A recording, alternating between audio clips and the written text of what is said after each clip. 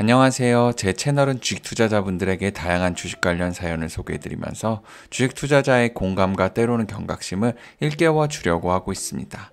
오늘은 주식쟁이들이라면 누구나 알고 있을 7월의 메인 이벤트 FOMC를 앞두고 FOMC의 금리 인상에 따른 전반적인 대응 상황에 대해 잘 정리하신 분의 사연을 보면서 현 상황을 짚어보고 저의 생각을 한번 덧붙여 보겠습니다.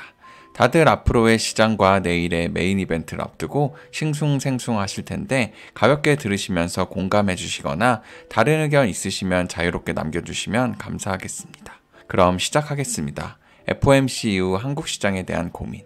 최근 국내 경제학자 10명 중 6명이 한국이 스태그플레이션 단계에 있다는 기사가 나왔습니다. 스태그플레이션이란 경제활동이 침체되고 있음에도 지속적으로 물가가 상승하는 상황입니다. 그리고 인플레이션이란 단어도 많이 들어보셨을 겁니다. 화폐 가치가 하락하여 물가가 상승하는 현상이죠.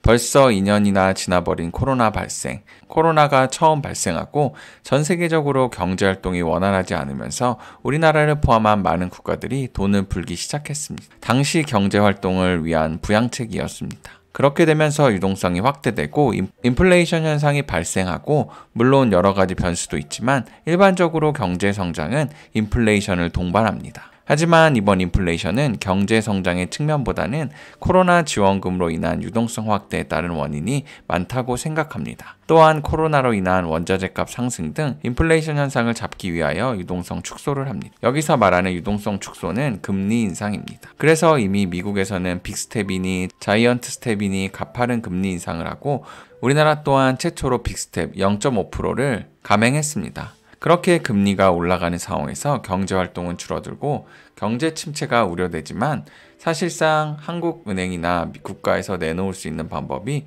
거의 없다는 것이 문제입니다. 코로나로 인하여 이미 많은 돈을 시중에 풀어서 다시 회수해야 하는 상황에서 경제 침체를 우려하여 다시 돈을 풀 수는 없기 때문입니다. 여기에 러시아, 우크라이나 전쟁 및 여러 변수로 인해 인플레이션은 계속되기 때문입니다. 미국 소비자 물가지수 CPI 또한 CPI가 9.1%로 예상치 상회로 역대 최고치를 기록하는 중입니다. 앞서 말씀드렸다시피 이렇게 지속되는 인플레이션으로 우리나라도 기준금리를 올해 연말까지 3% 올릴 계획을 가지고 있습니다. 이렇게 되면서 부동산 시장에서 충격을 주고 있는데 바로 대출금리 상승입니다. 일반 신용대출이나 주택담보대출 등 대출금리가 상승하면서 이자 부담이 높아지고 있기 때문에 부동산 시장도 한풀 꺾이는 중입니다. 여기서 문제는 전세대출 이자가 부담스러워 월세를 선호하는 현상이 발생하고 있습니다. 서울 아파트 전세값이 3년 만에 하락했습니다. 전에는 낮은 금리로 전세대출을 받아서 전세를 살면서 이자 부담이 높아지면서 차라리 월세가 더 싸지는 상황이 온 것입니다. 이렇게 되면 서민들에게 주거 부담이 더 커질 수밖에 없는 상황이 올 수 있습니다. 내일이면 미국 연방공개시장위원회 FOMC 회의 결과가 나오게 됩니다. 아마도 자이언트 스텝 0.75%로 갈 확률이 높아 보입니다.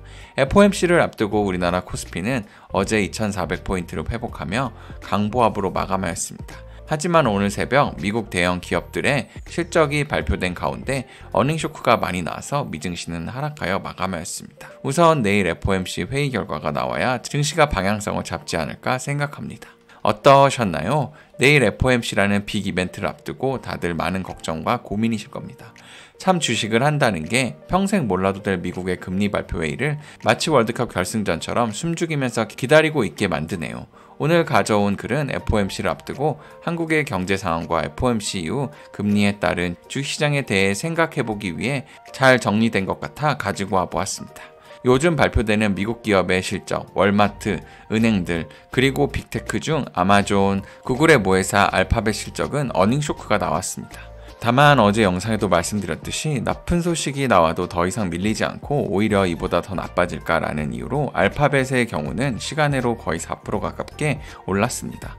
아무래도 시장에서 요즘 솔솔 나오는 경제가 빠르게 침체에 들어서고 내년 중반에는 금리 인하를 하는 나름 말이 되는 희망의 로를 돌리고 있기 때문입니다. 그리고 주식은 한 분기 정도 경제에 선행을 하니 내년 중반 금리 인하를 고려하면 내년 상반기가 거의 바닥일 것이라고 보는 뷰가 나오고 있습니다. 물론 주식이라는 게 선반영되어 그 전에 좋은 주식들은 빠르게 매수가 들어오곤 하죠. 그런 의미에서 알파벳의 어닝 쇼크지만 시간 외에 주식이 오른 건 긍정적으로 볼 수 있을 것 같습니다. 다들 이번 FOMC에 많은 기대와 걱정이 있으실 텐데 0.75 인상과 다음 9월 인상에 대한 적절한 뷰만 제시해준다면 시장은 안정을 찾을 것 같습니다.